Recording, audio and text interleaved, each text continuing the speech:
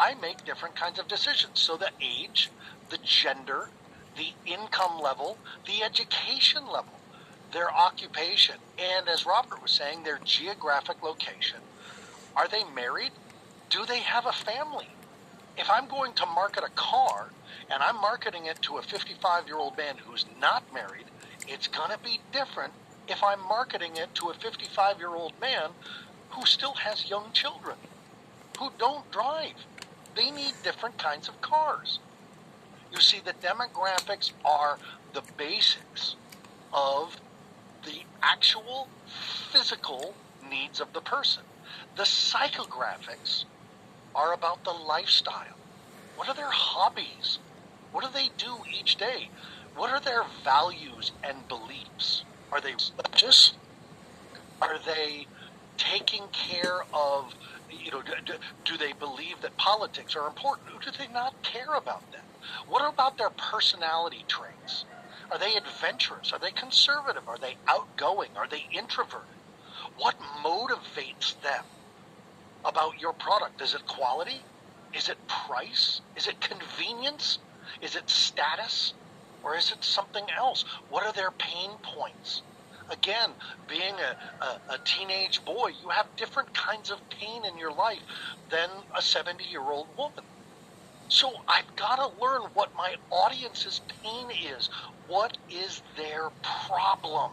Because your job is to solve it. And if you don't know what the problem is, and you don't know who they are that has this problem, how are you going to solve it? And what is their buying behavior? Do they like online, or do they like the in-store experience?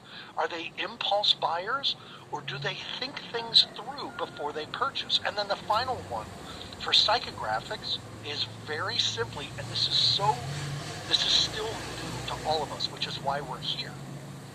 Do they have an online presence? Do they use the internet regularly? Are they using AI? Are they using social media? Now, having a demographic psychographic is literally like having a report about your audience. All the demographics, all the psychographics. Now, before we move on from this, and like we said, we're giving you the basics, I did an entire program for Success Resources about getting AI to develop your demographic psychographic, even if you don't know much about your market. So I have a very basic prompt for you to give ChatGPT, if you use it, to help you develop a basic demographic psychographic. And I'm going to put it in the chat right now. And I think our Stay Till the End bonus, Aaron, as well, is going to have something that's going to help them with demographics and psychographics and learning it as well, isn't it?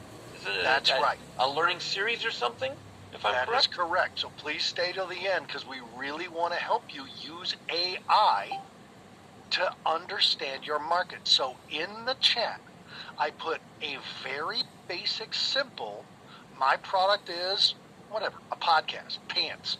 I believe it primarily appeals to men, women, teenagers.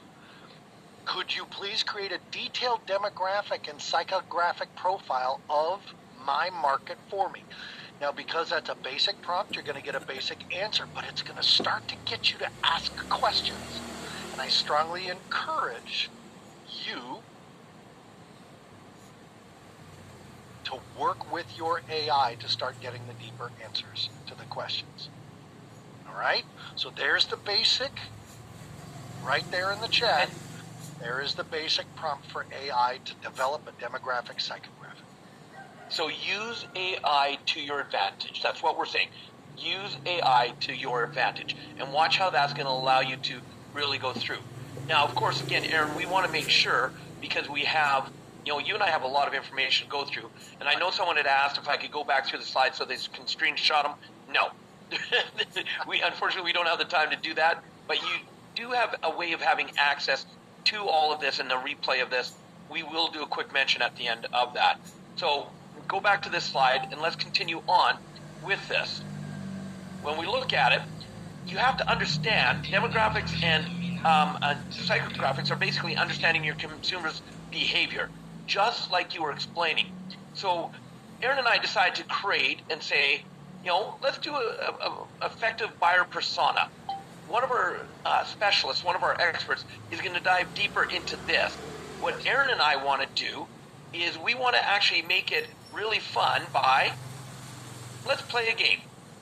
So again, go ahead and pull out your phones. If you're not already logged on, if you've already logged on, you're good. This is great. And so if you're not, you can now use the QR code to get back on so that you're ready to rock and roll.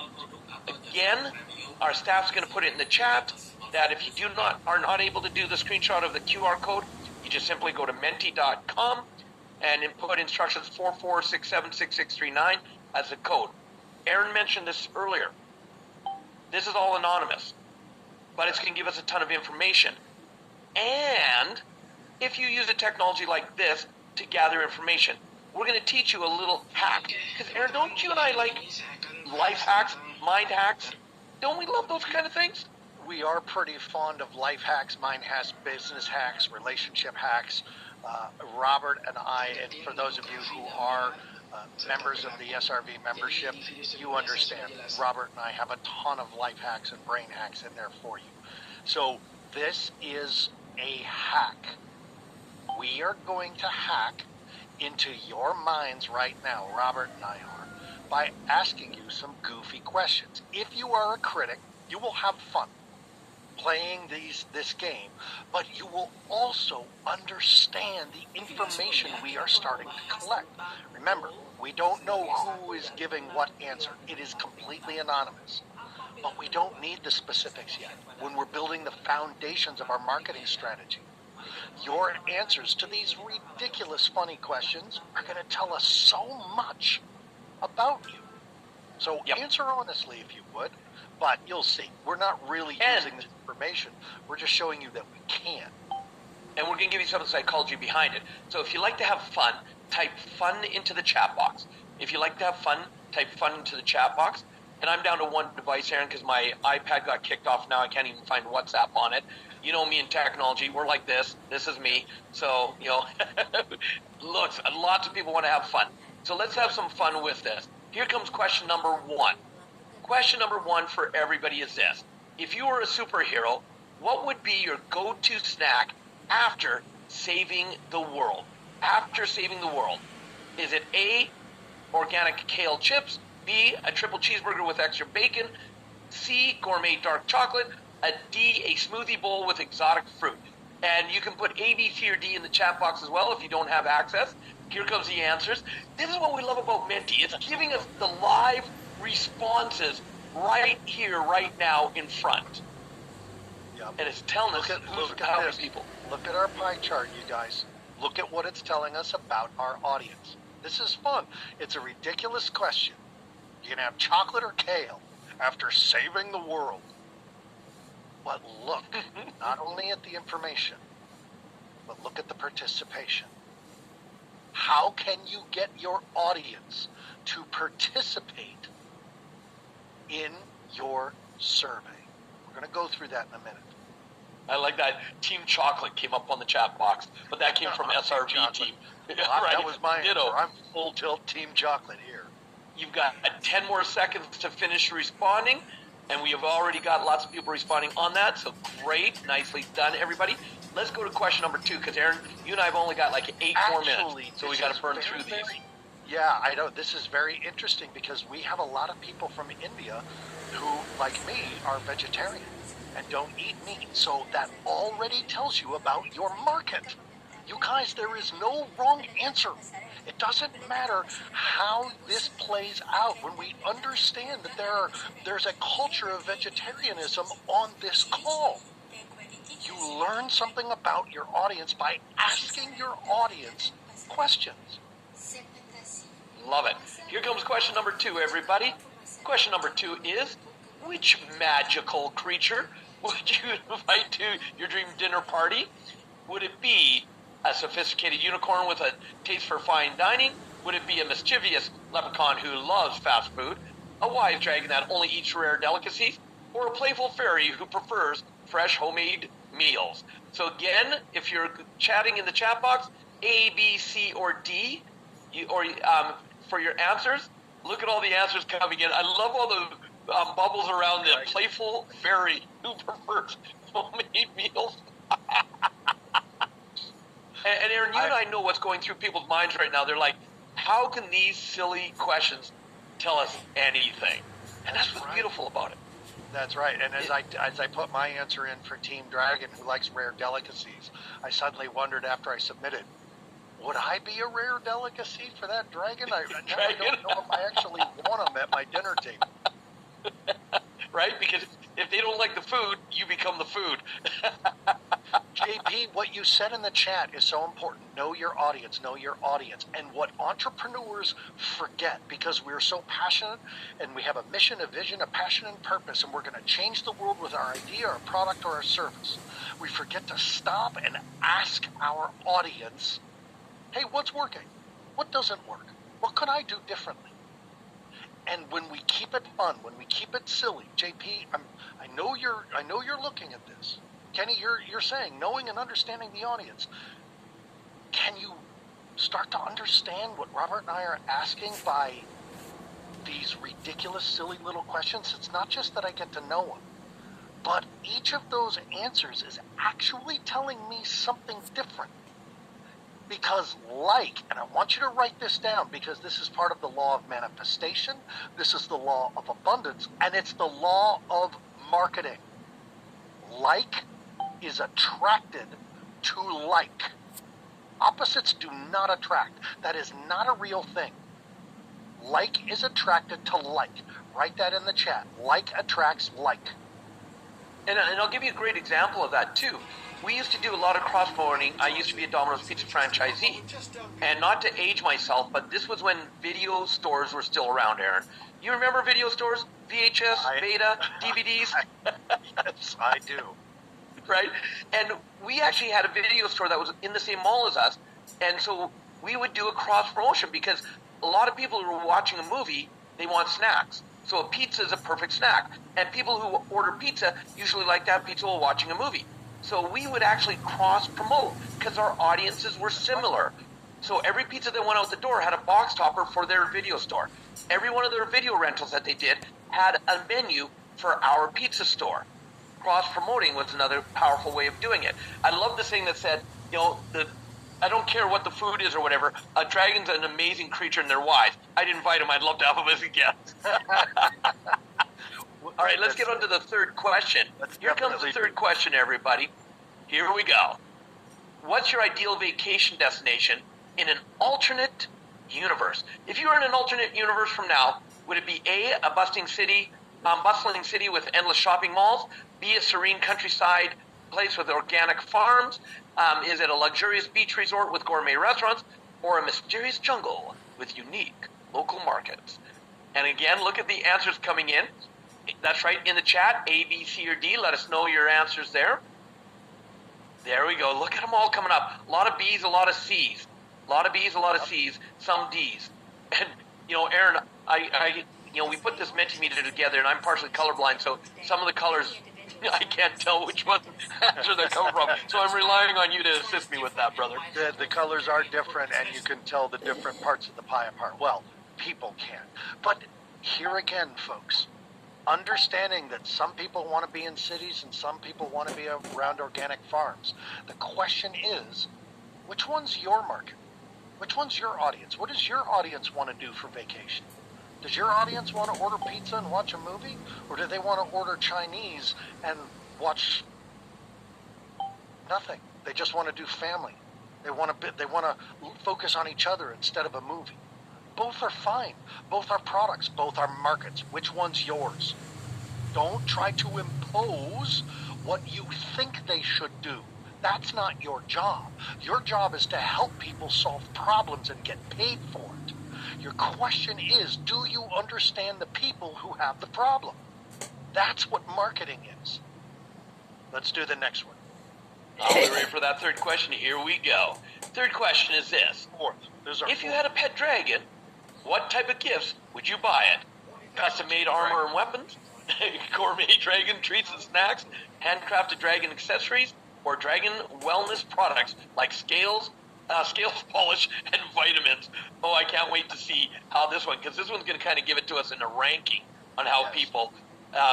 So A, B, C, or D. And again, in the chat box, you can put your answers in there. And let's see what kind of rankings we have. And, oh, I got to hold H down to show the responses. For some reason, it's not wanting to give it to me. So let me just do this. There we go. Now they're going to show us. There we go. That's what I was looking for. There we go. Wonderful. Oh, D's in the lead. Dragon Wellness Products and Scale Polishes and Vitamins. That's amazing. Remember, while the questions are silly and goofy, each of those questions has actually been designed to understand an actual buying habit. Now, we don't have the time to go through with you and explain the psychology behind the questions that we used AI to do this, created. But the point here is, if you don't survey your client, if you don't ask them what they want, then you're trying to make a business selling them what you think they need. And this is very clear. People don't buy what they need. They buy what they want. Ooh, I hope people heard that. Say that again. People don't buy what they need. They buy what they want. Your job is to sell them what they want, but give them what they need. That's how you create value. Sell them what they want, give them what they need. All right, Aaron, are you ready? Yep. You ready for question number 5? The 5th question. Here we come. Which enchanted gadget would you most likely buy? A magic mirror that gives daily fashion advice? A spell book that cooks gourmet meals instantly? A flying carpet that takes you to the best shopping spots? A wand that creates a perfect garden with fresh produce? And again, go ahead and put your answers in. Oh, look at the fresh produce just jumped out right away. You know what? I need a magic mirror that gives me fashion advice, because I need fashion advice. But I want a garden with produce. So that's what I'm choosing. Right, exactly. And it all comes together so nicely. And I love seeing all these responses. This is amazing. And, Aaron, again, you and I only have a short time, and we're going to summarize it up, and we've got a few minutes, and then we're going to get our first next expert on. But one of the things I want people to understand about this presentation we just did, as we've said all the way through, all of their responses have been anonymous. But one of the things that we could do, and SR, Success Resources Virtual, because we're going to get download of how all these answers came in, we're going to be able to actually take it to them, give it to them, and they're going to be able to look at it to see if we're serving the needs of our students by the way they just answered. And it's going to allow us to make those adjustments because, as you said, 3 important questions, and I hope everybody, and I'm talking to you right now, everybody, point at yourselves, go like this, say, he's talking about me. Yes, we can't see you on camera, but do it anyway. Yes, he's talking about me. We want to make sure that you got those 3 questions that Aaron said. What worked? What didn't work? What could be done differently? Notice I'm not going to say what could be done better. What could be done differently? If you ask those 3 questions all the way through, especially with your marketing, watch what's possible. So Aaron, you and I, for right now, we're going to ask one last quick question before we kind of get ready to bring on our first expert that's going to go even deeper into things with people. So our next question is this, and I got to get my computer fingers working. There we go. Patricia, thank you very much. I do need fashion advice. So thank you. Which factor most influences your purchasing decisions? Is it price, quality, brand, reviews, or recommendations? We want to see this one as well. Interesting. Isn't this interesting to see the response? Again, we're gathering information. And to take this further, because this is all anonymous, if we want to understand you better individually, we could have put a slide in here that says, please give us your email address. And that would actually, on our reports, it would say, here was all the answers to that email address. We're not doing that. We're just using this for fun to show you. But see how powerful technology can be if you use it with the basics of marketing. With the basics of marketing. Before we go, I want to make sure, because I was alerted that people couldn't see the prompt that I was putting in an AI, and Success Resources, thank you for having my back and getting it in there. I am putting the prompt for AI back into the chat so that you can use this to get your basic demographic psychographic with using ChatGPT or any of your AI thing that you like. It's a basic, it's just the beginning, but stay tuned till the end after our next 3 incredible speakers and guests, and we are going to get you even more value with it. And again, no sales today. Everything we're giving you, it's a doozy, and it's education and content and value only today. So that's last wrap-up question for them, because we want to find this out as well. That's right. Because this helps us. That's right. There is one more, which is this. Let us know, what is your main takeaway from this little part of the training that Aaron and I just did? Go ahead and type in here or type in the chat. Give us one thing. What is a main takeaway from what Aaron and I just went through with you? Go ahead and put that in, and let's see what we have as main takeaways on this. And I'm excited for what we see. Type it in the chat, but also onto your device. Because it's saying 0 responses on people take time to type onto their devices, so I'll give them a couple moments there. 10 responses. Here we come. There we go. That's what I was looking for. You know I like the cloud burst. Yeah, and having fun with your audience while you're getting the information. You guys, Robert and I have developed so many surveys and questionnaires, and they can be boring. Like let's be honest. That question, what's the most important thing you look at when you're making a purchase? Quality, reviews, recommendations. That's a boring way to do it. You can get that same information by coming up with the crazy. And if you don't know how, ask AI to do it. AI can become a massive marketing partner, and some of our guests are going to be showing you exactly how to do that today. So I love Bosan, you will be able to copy the text that gives the prompts. There, you are able to do it, so if our staff can tell them how in the chat, how they can copy all of the chat so that they can see the prompts, because there is a way of absolutely doing it. And here's what I want to point out to everybody as they're looking at this as well. The larger the word and the more closer to the center it is, that tells us which one got the largest response. So fun being right at the center and being in the largest font, that means more people type fun than any of the other responses. Marketing came in as a second. It's actually picking up on the fun. So this is, again, it's telling us